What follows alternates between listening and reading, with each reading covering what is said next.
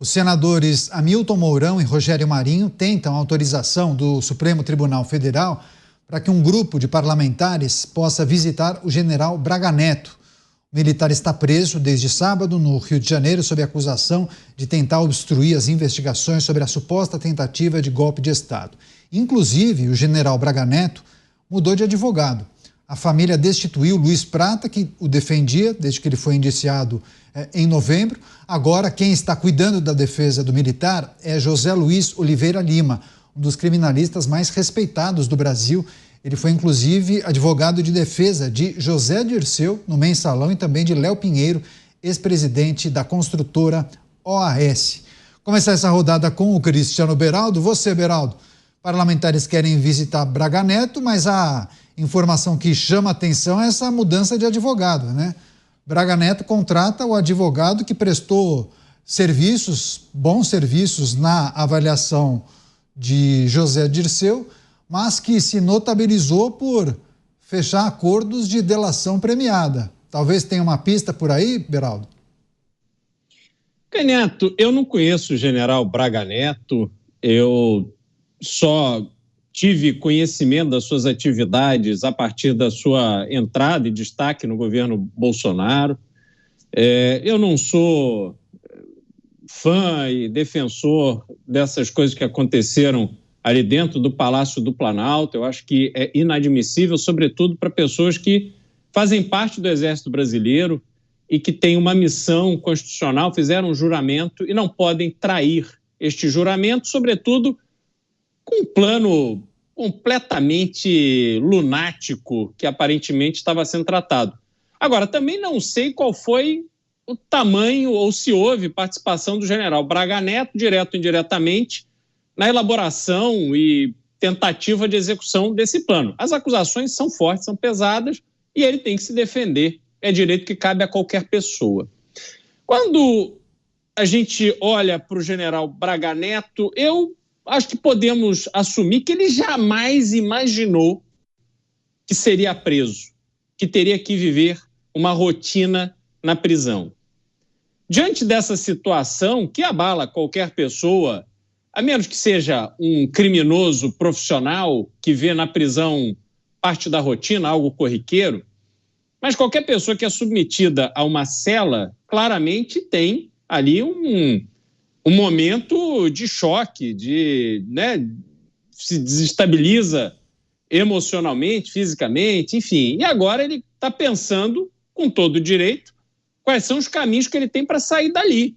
E se ele tem alguma coisa a dizer, se no entendimento dele, algo que ele viu, ouviu, participou, fez, merece ser contado com o peso de tirá-lo dali, que faça, porque ele já não honrou o seu juramento. Eu acho que o cagueta é uma espécie que não merece o meu respeito. Mas se ele já não cumpriu o seu juramento e incorreu no cometimento de crimes, então eu já acho que ele não tem mais nada a perder. Que fale a verdade, seja transparente e entregue quem tiver que entregar. É isso, mudança na defesa do general Walter Braga Neto, contratou inclusive José Luiz Oliveira Lima, 4 dias após a detenção. Você, Dávila, quais são os aspectos que a gente precisa trazer à tona e discutir aqui com o nosso público? O importante é o nosso público ir passar as férias, descansar e deixar a Procuradoria-Geral da República chegar às conclusões finais. Tudo fora dos autos da Procuradoria-Geral da República, que vai abrir processos contra as pessoas quando tiver embasamento e vai descartar outros, o resto é tudo especulação. O fato só mostra uma coisa, que as Forças Armadas foram fiéis à defesa do seu papel constitucional, mas quem perdeu as estribeiras foram militares que participaram do governo e se apaixonaram pelo poder e pela política.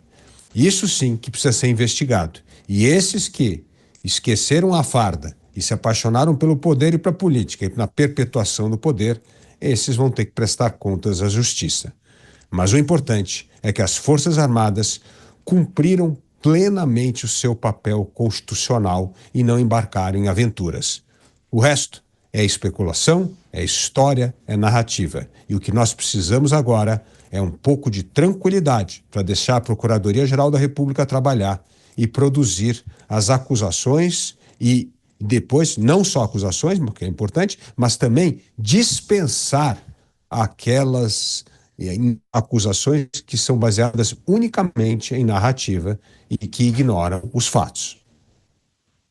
Você, Mota, a detenção de Braga Neto em meio a essa situação, o indiciamento, o documento já foi enviado à Procuradoria-Geral da República e agora Braga Neto detido, provavelmente vai refletir sobre essa situação, contratou um novo advogado. O que a gente pode esperar, Mota?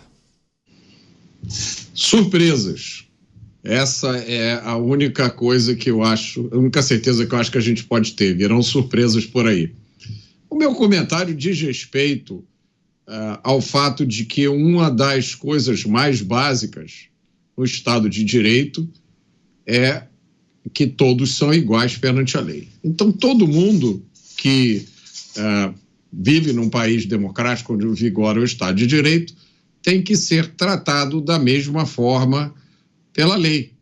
Ninguém pode, diante de situações similares, ser tratado de formas diferentes. Então, eu gostaria de ter esse otimismo que o Dávila tem.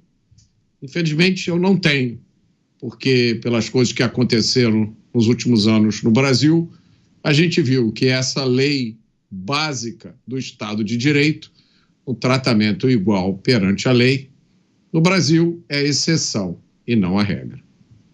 O Dávila há pouco falou sobre a necessidade de deixar a Procuradoria-Geral da República trabalhar. Pois bem, a PGR, segundo informações de bastidores, pretende apresentar mais de uma denúncia ao Supremo Tribunal Federal contra os 40 indiciados no inquérito do suposto golpe, a suposta tentativa de golpe militar.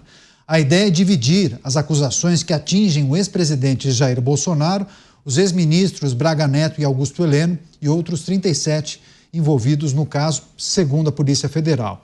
A estratégia desse fatiamento tem sido discutida pelo Ministério Público Federal para tornar o julgamento mais ágil.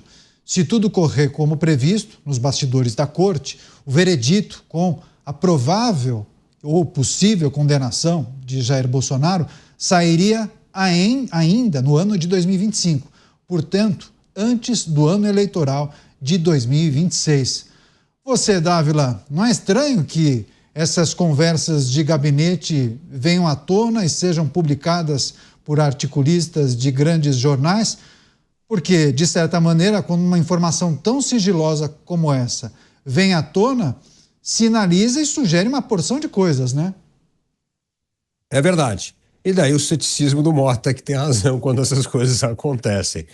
Mas eu entendo que o Procurador-Geral da República é uma pessoa que conta, ao meu ver, com o voto de confiança hoje da população. Por quê? Porque ele vem atuando de maneira rigorosa no cumprimento da lei. Não podemos esquecer que, recentemente, ele recorreu à decisão do ministro Toffoli de soltar os corruptos da Lava Jato. Então, ele teve coragem de recorrer contra um ministro, uma votação de um ministro de Estado, dizendo que aquilo era um absurdo.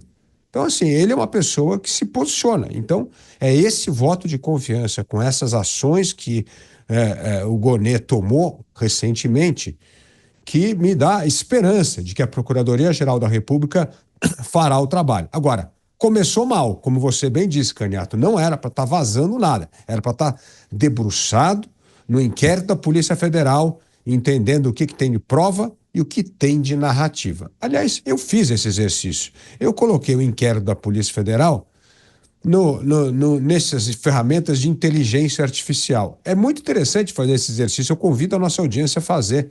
E você vai ver que não tem quase nada de provas. Tudo que a inteligência artificial fala para você faltam evidências para mostrar que isso aqui é crime, que isso aqui é terrorismo. Então, assim, veja só como uma mera ferramenta que não está contaminada pela narrativa política, pelos preconceitos ideológicos, conseguem fazer de inquéritos vazios de fato e recheado de narrativas. Agora, tem o tempo normal do trâmite para esses casos avançarem, né, Cristiano Beraldo? O engraçado é quando a gente observa uma informação dessa, que é preciso agilizar o processo, no caso do Bolsonaro. É preciso agilizar para tentar julgar em 2025 para não atrapalhar o processo eleitoral. Como assim? É tudo tão engraçado, né? É engraçado. Seria engraçado se não fosse triste. Mas, Caniato, eu queria até pegar esse gancho do que o Dávila falou. Ô, Dávila, eu não sei se você viu a inauguração da tal da Maria, que é o nome que deram a um robô do Supremo Tribunal Federal que recebe as petições iniciais e faz lá uma análise prévia. Ou seja, há uma estrutura gigantesca que custa mais de 100 bilhões de reais todos os anos, mas agora quem vai fazer o trabalho, pelo menos nessa fase inicial, é um robô com inteligência artificial. Imagina se a Maria começar a dizer que não tem provas para poder dar sustentação a esse tipo de acusação que a gente tantas vezes vê ali virar um espetáculo. Eu acho que ela vai ser demitida, aposentada rapidinho, ou então ela vai ter que apelar para a Lei Maria da Penha, vai tomar um safanão e vai ficar ali meio desajeitada. Agora, Caniato, essa situação que a gente está vivendo é uma situação que assim, me gera uma indignação no seguinte aspecto. Por que, quando temos uma ação, seja do Lula, porque foi a mesma coisa, seja do Bolsonaro, a preocupação com celeridade é tão grande? E quando nós, cidadãos comuns, pagadores dos nossos impostos, pessoas que às vezes são colocadas em uma situação de litigância jurídica que nos tira do dinheiro, porque temos que pagar advogado e ficar ali brigando e tal, anos da nossa vida tentando mostrar que temos razão. Por que no nosso caso não é célere? Por que quando é conosco, cidadãos comuns, ninguém está preocupado em andar rápido e decidir com celeridade?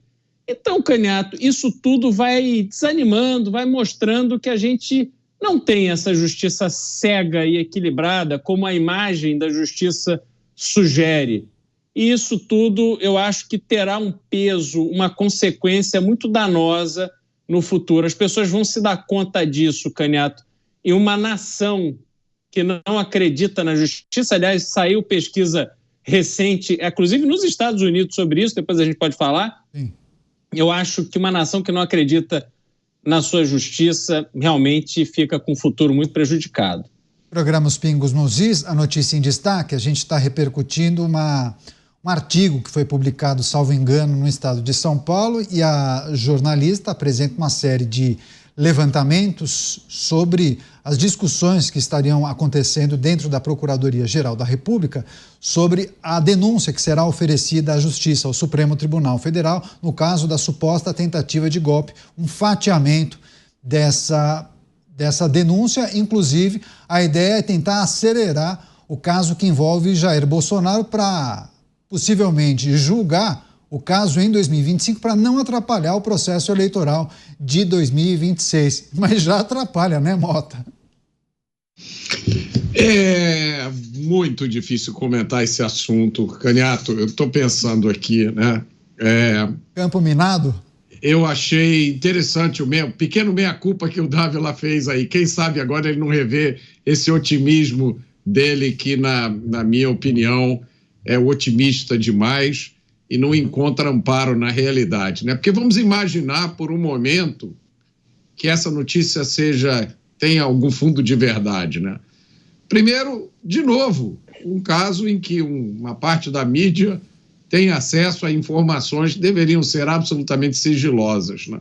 Segundo, então já está decidido que a denúncia vai ser aceita, que vai haver um julgamento, né? Quem sabe até o veredito do julgamento já está decidido. Eu acho que isso prejudica a força do argumento, se é que existe algum argumento. Acho que todos nós concordamos que qualquer violação da lei tem que ser investigada, tem que ser julgada, tem que ser punida, e os mesmos critérios se aplicam para todo mundo. Agora, essa posição ela fica desmoralizada todo dia. Quando sai uma notinha como essa, parece que são pessoas que têm acesso a essa informação e fazem essa divulgação de forma proposital, na tentativa de criar uma narrativa, de já preparar a opinião pública. Agora, eu sinto informar. O Datamota faz pesquisas todos os dias nas ruas. E ninguém está muito convencido dessa história, não. Eu preciso explicar isso para essa parte da mídia que acha que fazendo o papel de imprensa oficial está ajudando a mudar a visão das pessoas em relação ao que acontece no Brasil. Olha, vocês podem parar, porque não está funcionando. O Dávila, o Mota citou o seu suposto meia-culpa. Quer fazer um complemento rápido? Eu vou trazer um outro destaque na sequência. Não é meia-culpa, não. Nós partimos sempre da noção do Estado de Direito, da presunção da inocência. Eu parto sempre da posição da presunção do cumprimento da lei até a instituição não cumprir o seu papel constitucional. Então, eu acredito hoje que a Procuradoria-Geral da República tem pessoas qualificadas, pessoas que zelam pela lei, que podem fazer o trabalho que aqueles que já transformaram a justiça numa sequência de partido político e politizaram a justiça, que essas pessoas, estas sim não merecem a confiança e merecem toda a nossa crítica, como nós fazemos todos os dias aqui. A grande crítica que fazemos aos julgamentos do Supremo Tribunal Federal é justamente porque ignora a Constituição e a lei e faz julgamento baseado em política. E é isso que não se pode fazer. Então, quando tem uma instituição que já deu provas de que consegue seguir o cumprimento da lei, inclusive questionar ações de ministros do Supremo Tribunal Federal, me parece que merece um voto de confiança. E é esse voto de confiança que nós temos de dar à Procuradoria-Geral da República até apresentar as suas ações.